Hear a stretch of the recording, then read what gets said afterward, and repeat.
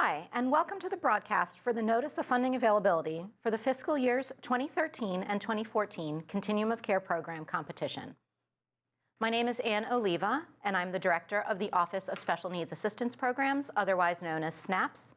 And today I am joined by my management team, Michael Rowenhouse, Brian Fitzmaurice, and our newest member, Tanya Proctor. We will be your presenters today. The purpose of this broadcast is to provide an overview of this year's NOFA and application process and provide you with the information that you will need to complete each part of the application. But before we get started, I want to offer a few reminders about this year's competition. This year represents the first time that we will be implementing cuts to the Continuum of Care funded programs. It will be hard for all of us, and we at HUD have taken extra steps to try and help continuums of care make strategic choices so that we minimize the impact to the extent that we can on those who we serve. Please use all of the tools and resources that we are providing to you to make these strategic decisions. Also, please make sure that you read the NOFA and review all of the supplemental materials before asking a question on the AAQ. This helps us manage the help desk volume and get to your questions much more quickly. If you haven't already, I would encourage you to read our weekly focus series, which provides information on the policy priorities that are included in the NOFA and that we will describe briefly today. And lastly, this webcast touches on a lot of information and provides examples to help illustrate our points. You may need to review the slides again to get all of the detailed information that we're providing today. So let's get started. We have a lot to cover. Today we're going to talk about the following. First, we'll talk about HUD's homeless policy priorities. Next, we will talk about the budget limitations we have for this year and the implications of those budget limitations. We will also talk about the selection criteria, or in other words, the order in which we will select projects for funding in this year's competition. We'll review what's new, scoring and the CoC application, the project application, priority listings, and we'll have a brief note for our 3 continuums of care that received Unified Funding Agency status. We'll conclude with the helpful hints and reminders and leave you with some tools and resources to assist you as you complete the application. Before we get into the policy priorities, I want to briefly discuss how and why this NOFA applies to both FY 2013 and FY 2014 CoC program funding. In an effort to get onto a schedule that has us announcing awards much earlier in the year, we are combining the FY 2013 and 2014 CoC competitions so that CoCs will only submit one CoC application, or formerly known as Exhibit 1, for those of you who are old-timers, for both funding years. Based on this new schedule, we think that we can have FY 2014 funds announced in the fall, well before renewal grants begin expiring in January 2015. The chart lays out what we will be requiring, so let's take a look. To apply for FY 2013 CoC program funds under this NOFA, CoCs and project applicants will have to submit all 3 parts of the Continuum of Care consolidated application, that is the FY 13-14 CoC application, also called Exhibit 1, the FY 2013 project applications, and the FY 2013 priority listings. The deadline to submit applications for that round of funding will be February 3rd, 2014. Although that is later than we would like, we wanted to allow some extra time for continuums to apply, since this score will actually affect 2 years of funding. Because we don't yet know the amount of funding available for 2014, we will publish at a later date the requirements and deadlines for FY 2014 funds. In other words, we don't yet know if we will be in another cut scenario for 2014 or whether we will have enough funds to cover our renewals. Applicants will not be required to submit another Continuum of Care application, but will be required to submit the following: a modified registration that will establish the continuum's preliminary pro rata need, or PPRN, and annual renewal demand amounts, and that will allow continuums to be designated as unified funding agencies. We will not allow, through that process, changes in claimed geography. Continuums will also have to submit project applications in eSNAPs for renewal projects, planning, UFA costs, and any reallocated projects for 2014. The priority listing that will go along with the 2014 projects, and any necessary consolidated plan certifications. So while today in this broadcast, we're applying the information here to the 2013-2014 Continuum of Care application and the funding for the 2013 appropriated funds, we will do a separate and hopefully much shorter broadcast for the FY 2014 funding once we know our budget and have developed a schedule. Next, we want to talk about our policy priorities. This past summer, the SNAPS office initiated a new communication series that we called the SNAPS Weekly Focus, so that we could communicate with our continuums of care, our stakeholders, and our recipients, our policy priorities and expectations leading up to this year's competition. Each message focused on a different policy area, and our goal was to help continuums and project applicants to begin thinking critically about the changes that they would need to make in the CoC and within projects to be as effective as they possibly can. These policy priorities are in line with HUD's strategic plan and with the administration's goals as articulated in Opening Doors, the federal strategic plan to prevent and end homelessness. The FY 2013-2014 Continuum of Care program competition includes 7 policy priorities, and continuums will be evaluated in part based on the extent to which they are able to demonstrate efforts to implement at a community level each of these policy priorities listed in the NOFA. So let's run through our 7 policy priorities as they are outlined in the NOFA. I'm not going to give a large amount of detail. You can read the NOFA and the weekly focus series for that, but I do want to make sure that you all understand what we're getting at when we're talking about these policy priorities. Let's begin with the overarching policy priority of strategic resource allocation. As I mentioned, this is the first year we expect to be in a cut scenario for the Continuum of Care program. And it is incredibly important for our continuums to really be looking at their resources and allocating them in a strategic way at the local level. The next policy priority is ending chronic homelessness. You're all familiar with our policy priority on ending chronic homelessness, but continuums this year will be scored on the extent in which they are increasing the number of dedicated permanent supportive housing beds for the chronically homeless population through reallocation, or that they're demonstrating that they will prioritize the chronically homeless in non-dedicated permanent supportive housing units, and that they are implementing a housing first strategy. We are also working on ending family homelessness. As all of you know, we have a goal to end family homelessness by 2020. And rapid rehousing is the mechanism by which we're implementing ending family homelessness within this NOFA. We want you all to look at removing barriers to continuum of care resources. This is incredibly important because we've learned through our research efforts and through our technical assistance work in the field that there are, in some places, many barriers to people accessing transitional and permanent supportive housing resources within the community. So we want to encourage our continuums and provide incentives for continuums to implement efforts to remove barriers to accessing services and housing within the community. This could be through a coordinated assessment system.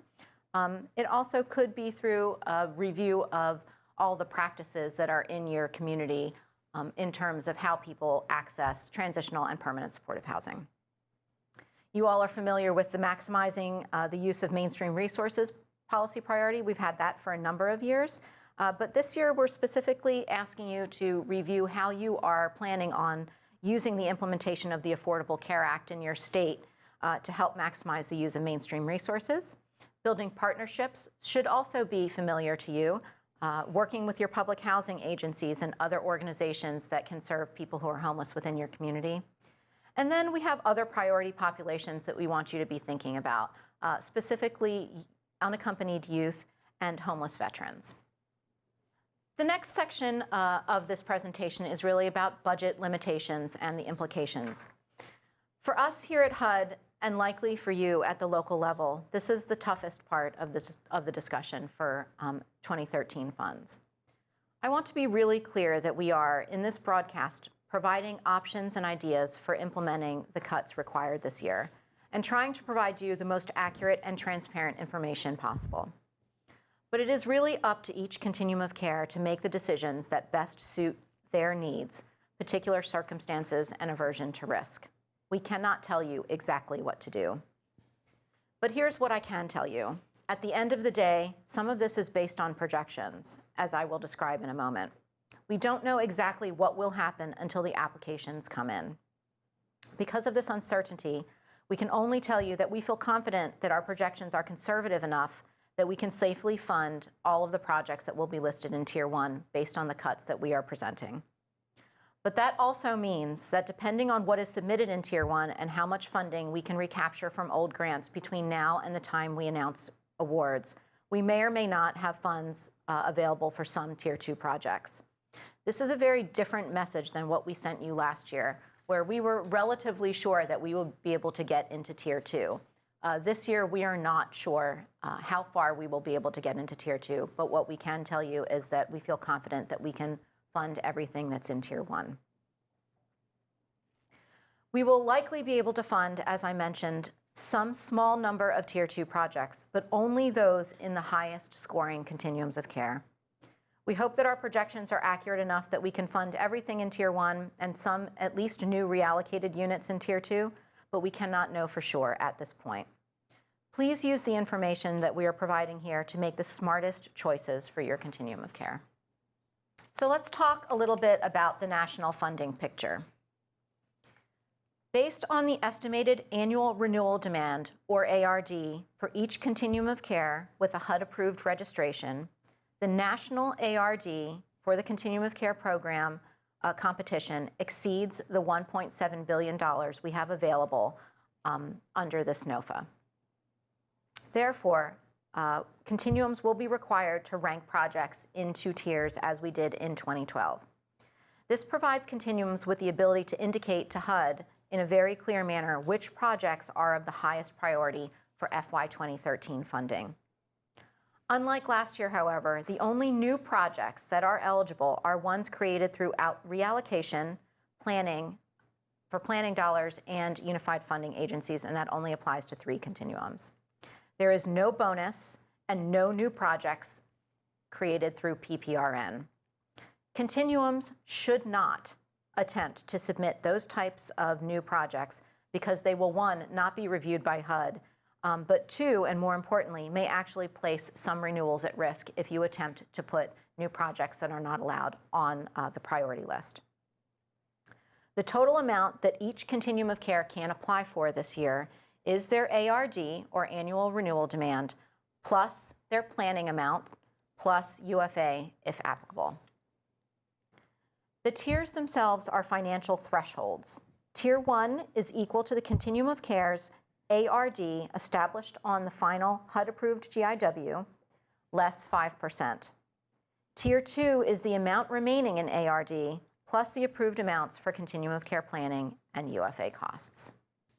A continuum of care's annual renewal demand is the sum of all projects eligible for renewal in FY 2013 as established on the grant inventory worksheet. In FY 2013, continuums were provided a 7-day grace period, which ended on December 4th, to make any final additions to the GIW that could impact their total ARD. HUD will consider the final HUD-approved GIW to be either the final version approved during registration or, if applicable, the GIW approved during the 7-day grace period. Once the grace period is over, we will publish a list of ARD and Tier 1 amounts for each continuum of care in the country. Unlike in the past, HUD will not make any adjustments to a continuum's ARD following the grace period. Although eligible renewal projects may still apply for funding in FY 2013 if they were left off the GIW in error, the CoC's ARD will not be adjusted, which means the project will likely impact the availability of funds for other projects that were included in the GIW. We're actually going to discuss this in a little bit more detail later in the presentation. Finally, I want to note something that's very important for our continuums to know as they're planning, and that is any project that falls only partially in Tier 1 is considered by HUD as falling entirely in Tier 2. I will walk you through some examples in a minute about how this works. I just want to compare for a moment last year's NOFA and this year's NOFA in a summary table so you can very quickly see the differences. In FY 2012, continuums were required to rank projects within 2 tiers as they are in 13, but they could apply for renewal projects, new projects through PPRN, new reallocated projects, a bonus, and for CoC planning costs. Last year, although we thought that there was a possibility that we would have to make cuts, we were fortunate to be able to fund all of the renewals and several new projects in Tier 1 beyond the safe Tier 1 amount. But this year we know that the shortfall between what we have in our appropriation versus the annual renewal demand amount that was presented through registration is much greater, and that we don't actually have the funds to be able to make up that gap, as we did in 2012. So this year, Tier 1 is ARD less 5%. Last year it was 3.5%. And CoCs can only request within the 2 tiers renewals, new reallocated projects, continuum of care planning, and UFA costs. As I mentioned earlier, no other new types of projects should be submitted by a continuum, or they are actually putting other projects at risk. One of the most difficult decisions that this team has had to make this year is where exactly to set the Tier 1 threshold. Because this is a competition and there's a lot of different projects, we have over 8,000 projects nationally, some of it is projections. And the other thing that's important for folks to know is that the Hearth Act requires us to update certain types of renewals each year based on changes in the fair market rents in a given geographic area. Therefore, we had to project this amount so that we could, as accurately as possible, determine the cut amount. It's a delicate balance. We don't want to overcut, but we do want to ensure that we have enough money in Tier 1 to fund everything that you place as highly prioritized, and then some projects in Tier 2. This is how it works. The national ARD is established before the statutory updates to leasing, operating, and rental assistance based on changes to the fair market rents, as I mentioned a moment ago. The chart on this slide is based on estimates, not actual numbers from this year, but is intended to show you how we landed at a 5% cut. We know that we have approximately $1.7 billion available for FY 2013 projects through this NOFA. However, based on the sum of all of the ARDs that came in through registration, we estimate the annual renewal demand from registration is about $1.76 billion. But those projects still have to be updated as required by the Hearth Act. So we had to project the amount that it would cost us to actually award those projects. And that's the projected ARD after the statutory adjustments is $1.78 billion. Therefore, the national shortfall in this example is $80 million, or a 5% cut. Over the next few slides, I'm going to go over some options that continuums have in terms of how to prioritize projects within Tier 1 using a fictional continuum of care that we'll call the ABC Continuum of Care. As you can see on the chart on this slide, ABC Continuum of Care has 4 projects that make up its ARD of $450,000. The Tier 1 amount for this Continuum of Care would be ARD less 5%, or $427,500. So what does this mean?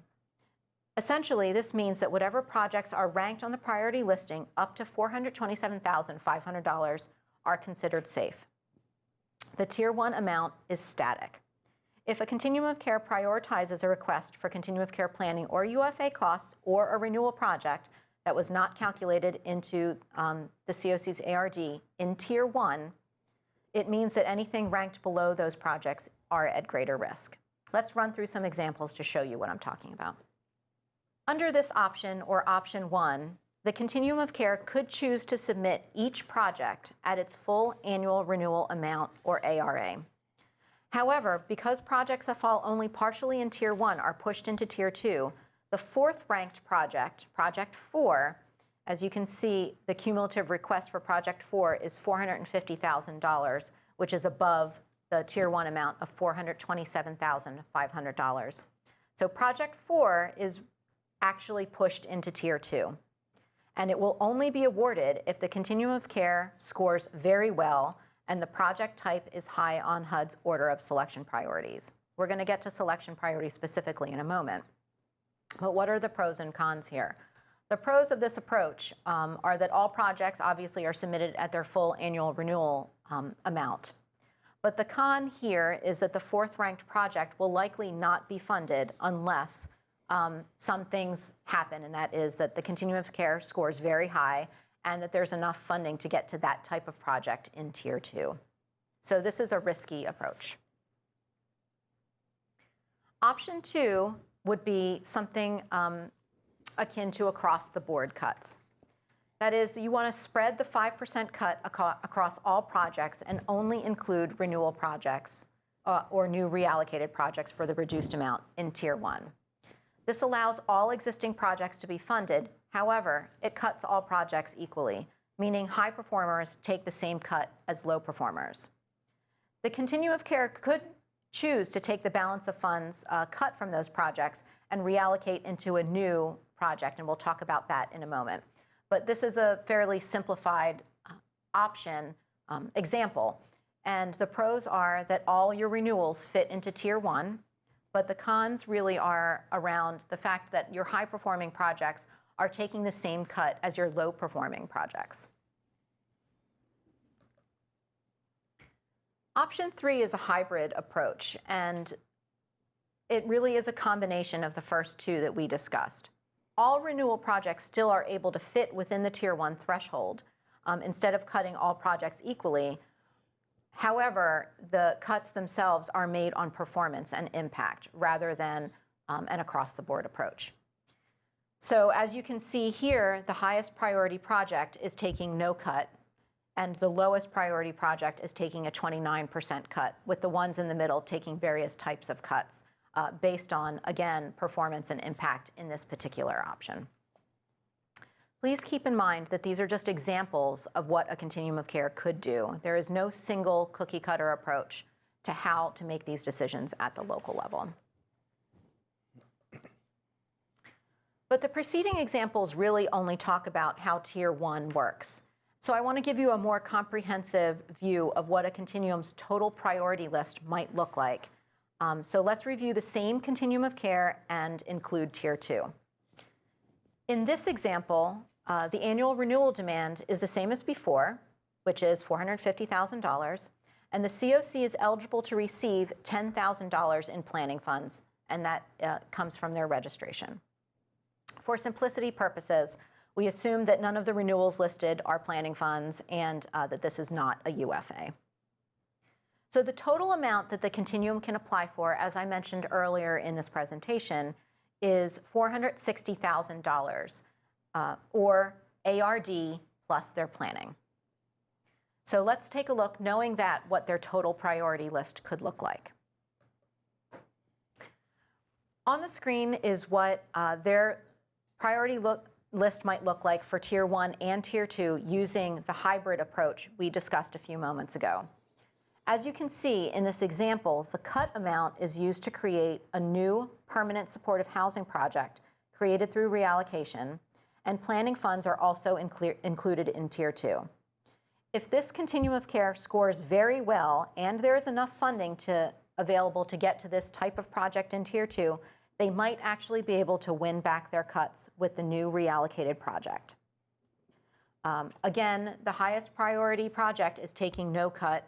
The lowest priority project in tier 1 is taking a 29% cut, and the funds that were cut from all of the projects to fit them into tier 1 created project number 5 for $22,500, which is a new permanent supportive housing project for the chronically homeless. Again, these are really just examples of what a continuum could do, and we really want to make sure that we're not endorsing any specific approach, but what we are endorsing is that our continuums be strategic with their decision making. And with that, I'm going to turn it over to Mike Rowenhouse to discuss our selection priorities.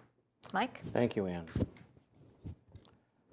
Now that Ann has talked about the NOFA's policy priorities and budget limitations, let's discuss how the selection criteria fits into all of this. You may not believe it, but we tried to streamline and simplify the process this year, which is either a remarkable exhibition of self-restraint or a self-denial of Homeric proportions on our part. But I digress from this broadcasting odyssey. The selection priorities in the NOFA are the same for projects in Tier 1 and Tier 2. The selection criteria prioritize those projects that HUD deems the most important are in line with the policy priorities discussed earlier by Anne. Unlike years past, when HUD awarded all renewals, then all new projects, regardless of project type, in fiscal year 2013, selection priorities will be based entirely on project type. That is, whether it is a permanent supportive housing, rapid rehousing, transitional shelter, supportive services only project, and whether it is a renewal, new reallocation, or other eligible new project. This will allow HUD to ensure that to the extent that funds are available beyond Tier 1, that permanent housing is preserved above all else. It will also allow HUD to fund more projects of a particular type in more CoCs, rather than funding one CoC in total before moving to the next highest scoring CoC. This means that it is unlikely that even the highest scoring CoC will receive all of its projects placed in Tier 2, given our shortfall in funds available in the 2013 competition. Knowing the selection priorities is critically important to CoC's strategic project placement. Now let's move on to the operation of the priorities themselves. Next slide.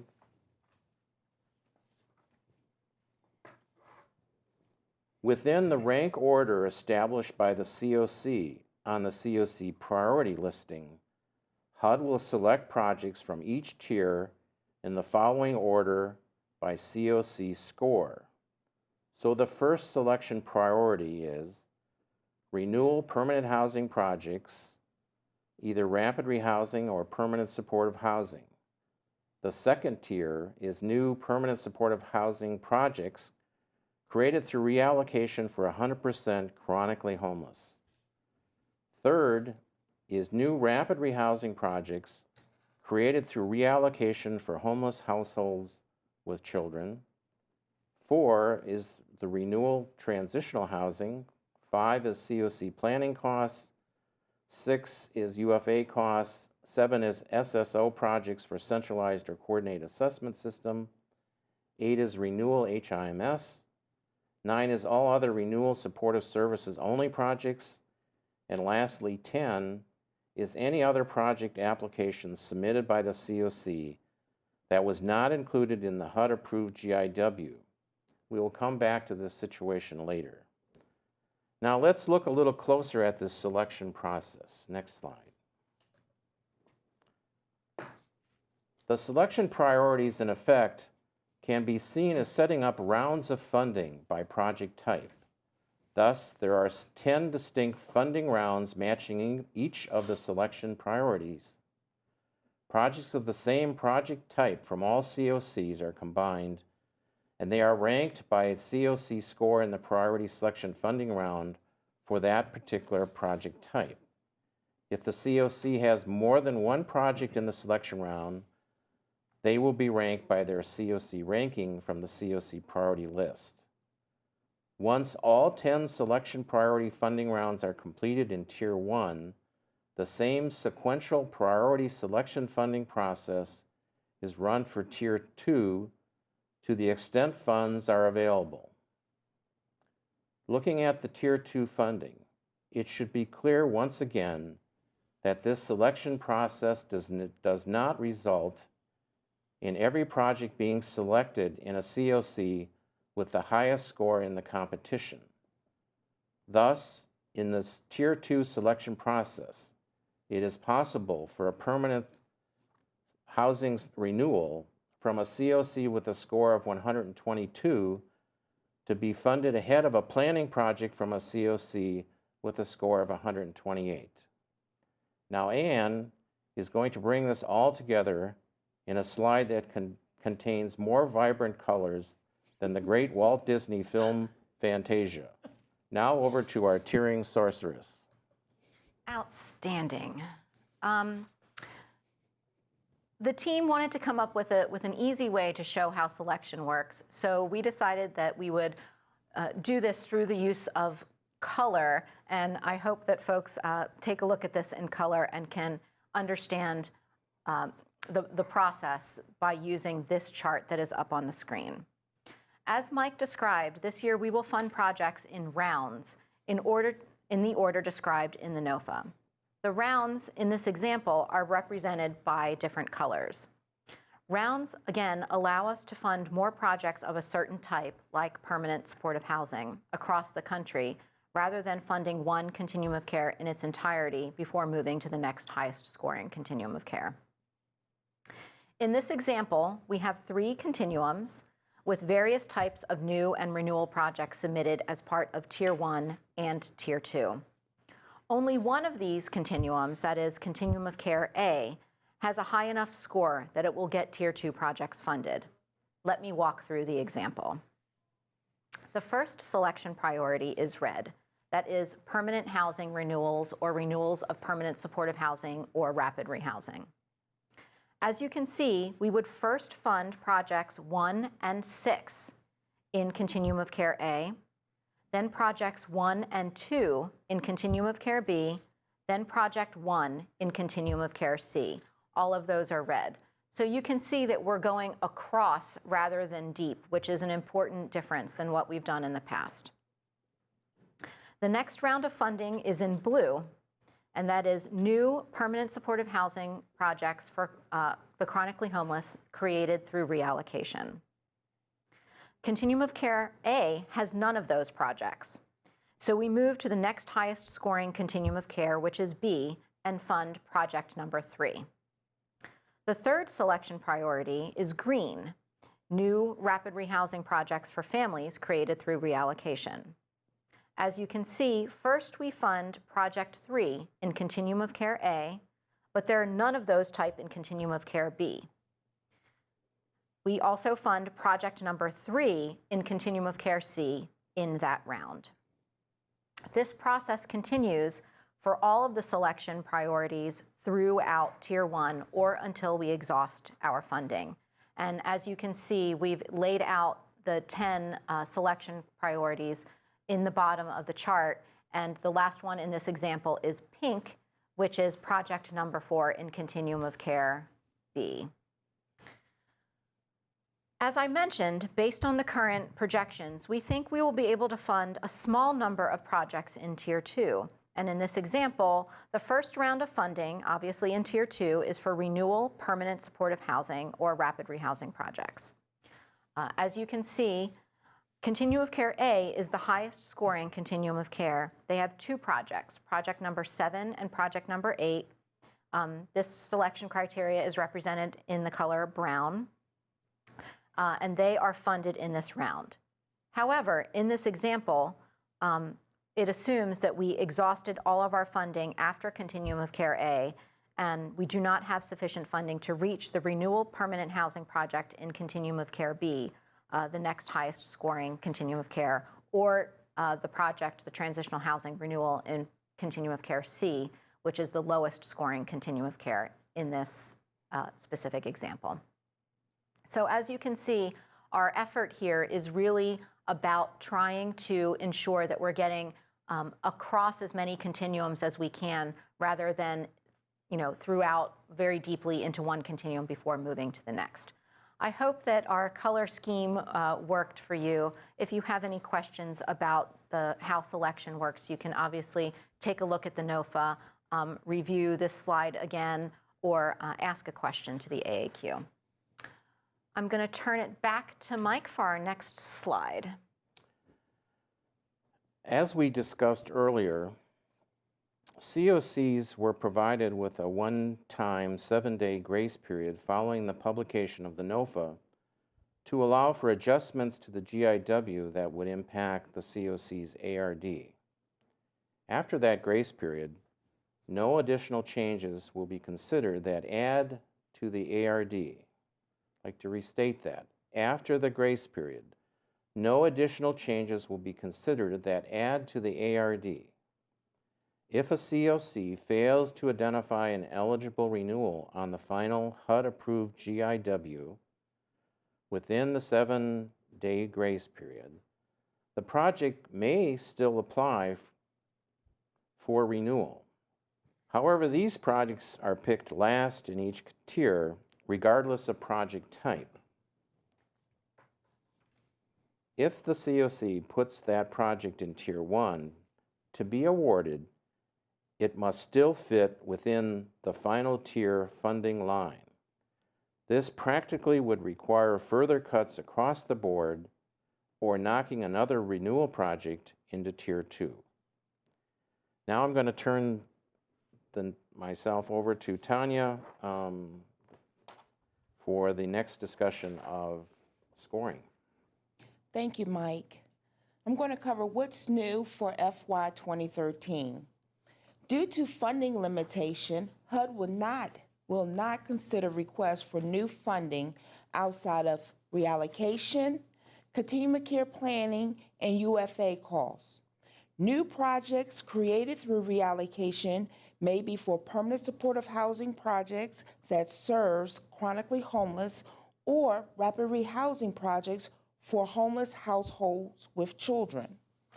Continuum of cares will be required to set goals in the continuum of care application and identify the projects that will help meet these goals. Reallocation is when a continuum of care shift funds in whole or part from an existing eligible renewal project to create one or more new projects within the continuum's ARD. New projects created through reallocation must meet the requirements set forth in the NOFA and the eligibility and project quality thresholds established by HUD in the NOFA. In the FY 2013 Continuum of Care Program competition, reallocation can only be used to create new permanent supportive housing for the chronically homeless or rapid rehousing to serve homeless households with children. Eligible renewal projects requesting rental assistance will now be permitted to request a per unit amount less than the fair market rents based on the actual rent cost per unit. This change will help to reduce the number of projects receiving rental assistance that have large balances of unspent funds remaining at the end of the operating year. Project applicants must ensure that the amount requested will be sufficient to cover all eligible costs, as HUD cannot provide funds beyond what is awarded through the competition. Project applications for rental assistance cannot request more than 100% of the published fair market rent. New project applications must adhere to 24 CFR 578.51F and must request the full fair market rent amount per unit. See the NOFA for additional information. Next. Scoring in the Continuum of Care application. Now, before I get started on the Continuum of Care application and scoring, I want to mention a few important items and suggestions. In order for each Continuum of Care to be most competitive, it is important that you carefully review the questions in the Continuum of Care application in conjunction with the Continuum of Care scoring criteria in the NOFA. The NOFA will tell you how to maximize points, and each criteria is tied to a question or questions in the application. HUD has also provided detailed instructions that provide further guidance on the questions in the Continuum of Care application, including examples. We strongly recommend that these documents are used together as you develop your application. Also, This year, there is no minimum Continuum of Care funding score. First, it is important to note that the consolidated application must be submitted by the collaborative applicant, not a consultant or another third party. If you have questions about your collaborative applicant or need to change the collaborative applicant, contact the One CPD Resource Exchange Ask a Question, AAQ, for assistance. Continuum of Care applications will be assessed based on a 150-point scale plus a possible 6 bonus points. Continuum of Cares with a higher score have a better chance of being awarded projects ranked in Tier 2. Now, all this is depending on the availability of carryover and recapture funds to be used in the FY 2013 Continuum of Care program competition. The Continuum of Care application score from FY 2013 will also apply to the FY 2014 competition. The Continuum of Care application score consists of scores from the following: the Continuum of Care strategic planning and performance. Now, this is the Continuum of Care's plan for and progress to reducing homelessness in its geographic area and decreasing the number of reoccurrence of homelessness. The Continuum of Care coordination of housing and services. Now, the coordination of housing and services resources with other systems of care that serves the homeless and coordination of housing and services within the Continuum of Care. The recipient's performance. Now, this is the steps taken to ensure that Continuum of Care program funded projects meet performance measures as outlined in the NOFA. The Continuum of Care housing services and structure. Now, this is the existence of a coordinated, inclusive, outcome-oriented community process, including an organizational structure, a decision-making process for developing and implementing a Continuum of Care strategy that is inclusive of representatives from both the private and public sectors. Leveraging. Continuum of Cares that have 100% participation in leveraging from all project applications and that have a minimum of 150% leveraging will receive the maximum points. HMIS. Now, HMIS is an existence of a functioning system that facilitates the collection of information on the homeless using residential and other homeless services and stores that data in an electronic format. Point in time count. The collection, use, and submission of the 2013 point in time count. And bonus points. The bonus points are based on 3 subcategories, which up to 2 points each may be awarded. Okay, I'm going to turn it back over to Mike, who's going to go over the Continuum of Care strategic planning and performance scoring. There is nothing funny about scoring. It, along with the selection priorities, will determine which projects are funded in Tier 2, given the shortfall in 2013 funding. HUD will allocate up to 69 points for CoC strategic planning and performance for the following categories: ending chronic homelessness. HUD will award up to 16 points to CoCs that further the achievement of HUD's goal of ending chronic homelessness by 2015, housing stability. The ability to obtain and maintain permanent supportive housing is critical for the homeless. HUD will award points to CoCs based on the extent to which they demonstrate successful performance and further planning for this objective. Jobs and income growth. HUD will award points to CoCs based on the extent to which CoC program-funded projects assist project participants to increase income, which is one way to ensure housing stability, and decrease the possibility of returning to homelessness. Mainstream benefits. HUD will award points to CoCs based on the extent to which their CoC program-funded projects assist project participants to obtain mainstream benefits, which is one way to ensure housing stability and decrease the possibility of returning to homelessness. Rapid rehousing for homeless families. Rapid rehousing allows the homeless to be provided permanent housing quickly without spending long periods in shelter or transitional housing. HUD will award points to CoCs based on the extent to which they are implementing a rapid rehousing model to reduce the number of homeless households with children. The strategic and planning performance scoring are drawn from the Federal Strategic Plan and focus on the CoC's descriptions in its efforts to address opening doors goals, ending family homelessness, addressing the needs of domestic violence victims, ending youth homelessness, reaching persons and families living on the street, and ending veterans' homelessness. HUD will award up to a total of 28 points based on the extent to which the CoC demonstrates that it coordinates its housing and services resources with other systems of care that serve the homeless, and that housing and services within the CoC are coordinated.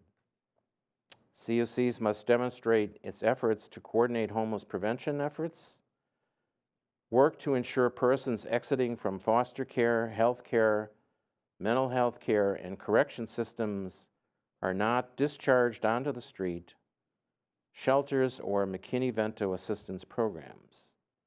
Participate in consolidated planning jurisdictions' planning processes, work with ESG recipients on the allocation priorities and performance evaluation, coordinate with other funding sources, and work with public housing agencies to house homeless persons and prevent homelessness.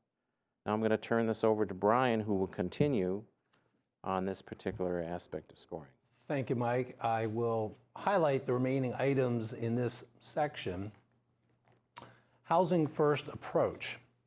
To receive maximum points, at least 75% of the CoC's permanent supportive housing project applications submitted for the 2013 funds must report that they follow a Housing First approach, and the CoC must describe specific steps it has taken to implement this approach in permanent supportive housing CoC-wide. Centralized or coordinated assessment system. CoC should have a centralized or coordinated assessment system covering the CoC's geographic area. Educational assurances. HUD will award maximum points to the CoCs that demonstrate that the CoC actively collaborates with local school districts and early childhood education providers to identify homeless households with children to ensure they understand their eligibility for educational services. Resources for services. CoC should specifically describe the steps it is taking to work with recipients to identify other sources of mainstream resources fundings for supportive services in order to reduce the amount of CoC program funds being used to pay for supportive service costs. HUD will award up to 15 points to CoCs that clearly and specifically demonstrate steps taken to ensure that CoC program funded projects meet performance measures as outlined by HUD. Again, some highlights of these items. Performance monitoring.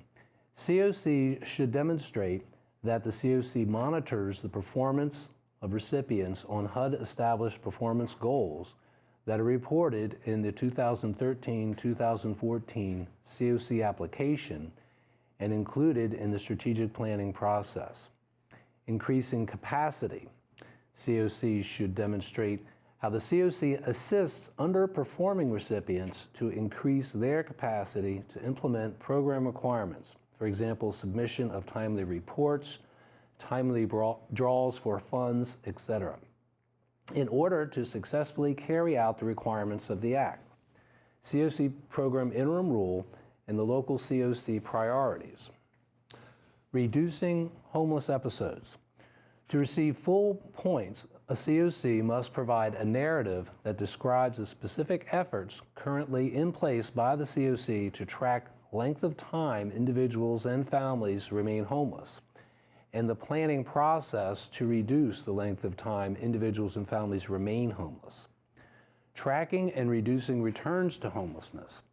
In order to receive full points in this area, the CoC must demonstrate the use of HMIS or a comparable database within the CoC to monitor and record returns to homelessness by participants who exit rapid rehousing, transitional housing, and permanent supportive housing.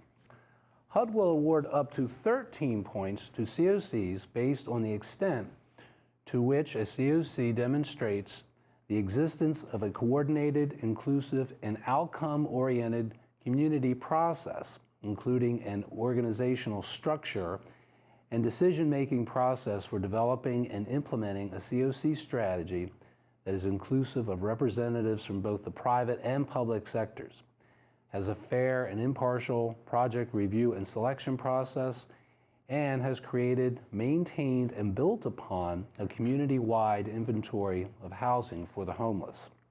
A few highlights in this section. Complaints.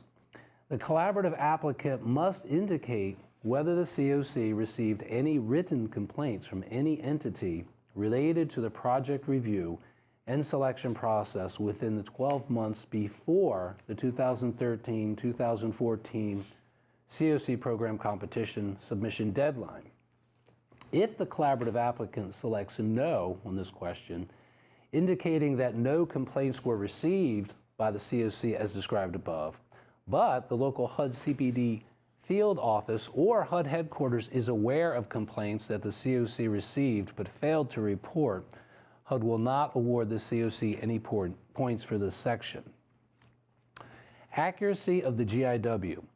The collaborative applicant must attach the 2013-2014 application, the final HUD-approved GIW, which was either approved during the CoC registration or, if applicable, during the 7-day grace period following the publication of the 2013-2014 CoC competition NOFA.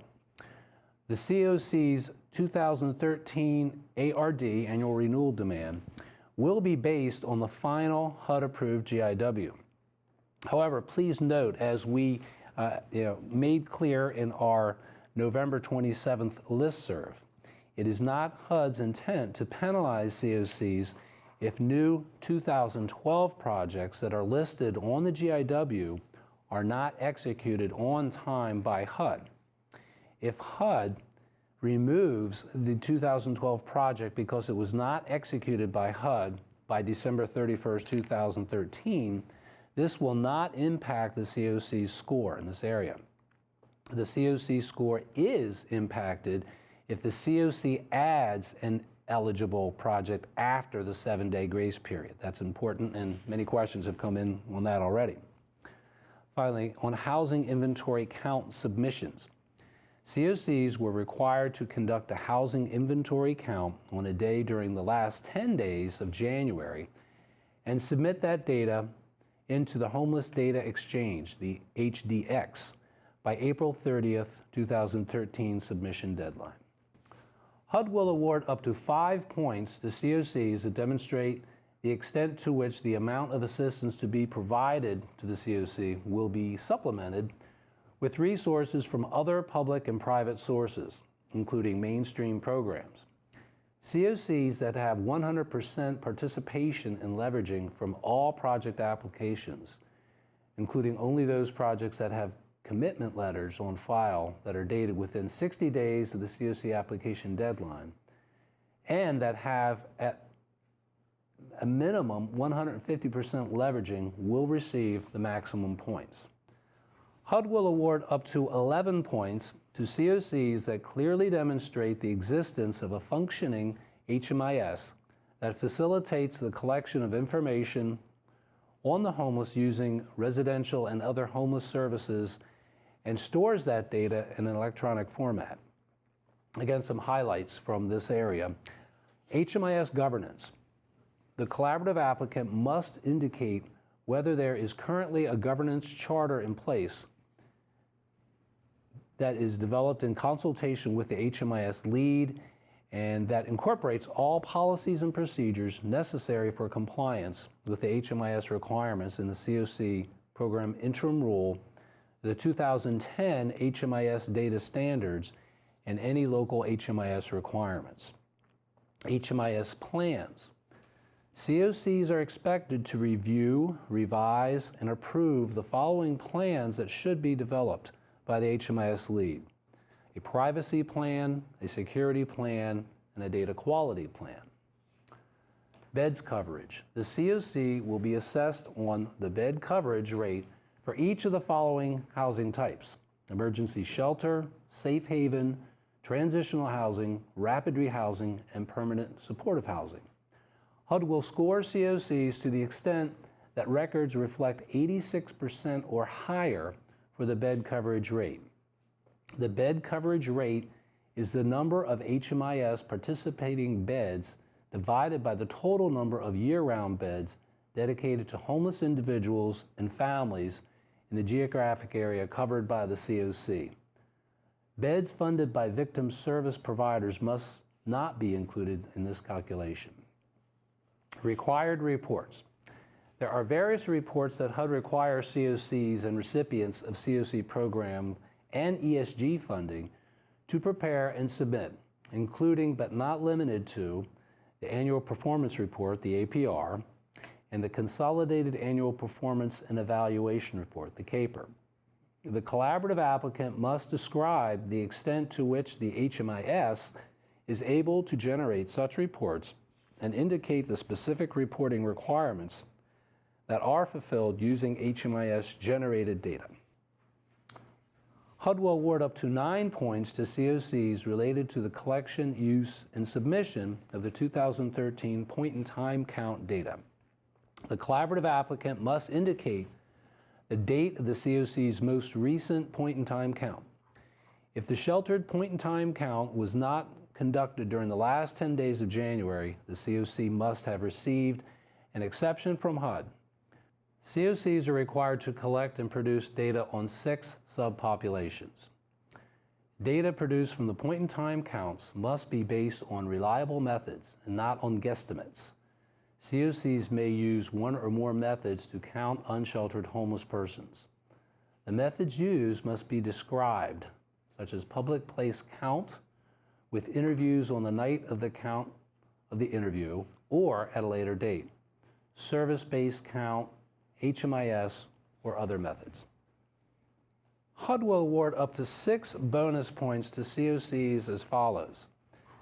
Under administration, HUD will award up to 2 points to CoCs where 100% of the project applications requested 7% or less in project administration costs.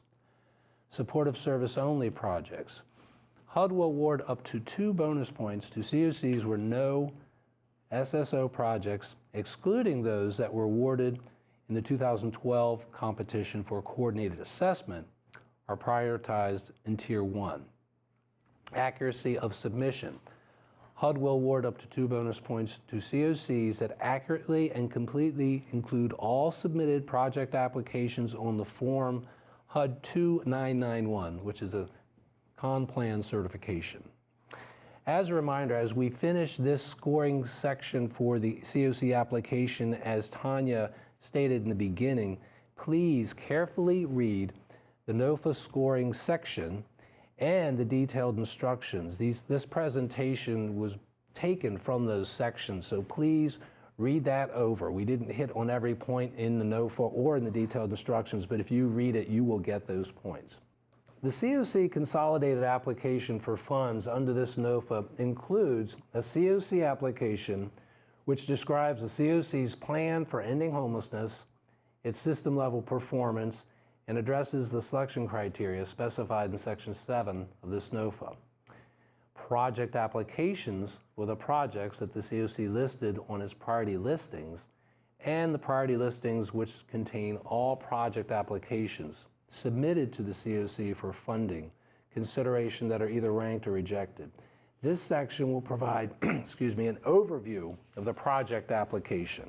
The project application will only be accessible in eSNAPS when the applicant has successfully completed Part 1, the SF-424. Project applicants must ensure they are working in the correct applicant account.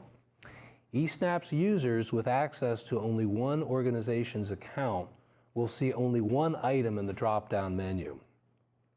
Others with access to multiple organizational accounts will have a list. This latter group includes staff persons who work on multiple applications. For example, a staff person at an agency that serves as the collaborative applicant as well as a project applicant submitting one or more project applications. This year, eSNAPS will not be importing data from the 2012 project applications. All project information must be re-entered except for some information that pre-populates from the applicant profile. Fill out each question thoroughly and completely, even if projects have renewed multiple times. Please thoroughly read the NOFA, the hide show instructions, the training guides, and the frequently asked questions database. Hide show are contained in each formlet in eSNAPS. The training guides, the FAQs, and other instructions are located on the competition resource page on the OneCPD website.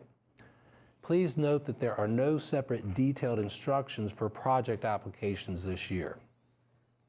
The less ambiguity in responding to the project application requirements, the fewer issues and conditions are placed on the project, and also lower the likelihood that a project will be rejected or delayed in execution. Remember, most, if not all, of these attachments on this slide and documentation are required to be uploaded in your project applicant profile. This is reviewed side by side with your project applications, so please upload the most recent versions of these documents, particularly for the HUD 2880. While we know that uploading these documents may feel like a perfunctory act, they are very important and can hold up an applicant from award if not done so completely and accurately. Please make sure to upload the most accurate and current forms. Back to Tanya for the next slide. Thank you, Brian. We're going to go over the Continuum of Care priority listing. Each collaborative applicant should prioritize projects according to the continuum's need and the community's gaps analysis. Ranking numbers should not be duplicated, should be one number per project. All project applications submitted to the Continuum of Care will appear on the Continuum of Care priority listing. There are 4 separate project listing forms that make up the Continuum of Care priority listing.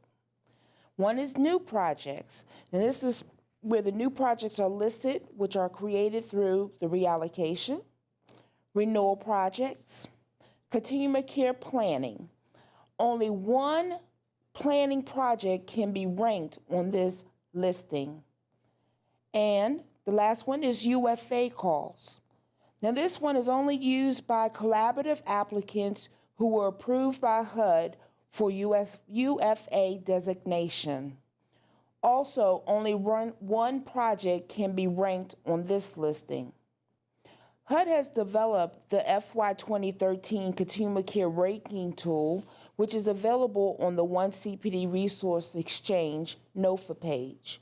The ranking tool is to assist Continuum of Cares with the ranking process in order to help the continuum to determine which project falls within Tier 1 and within Tier 2.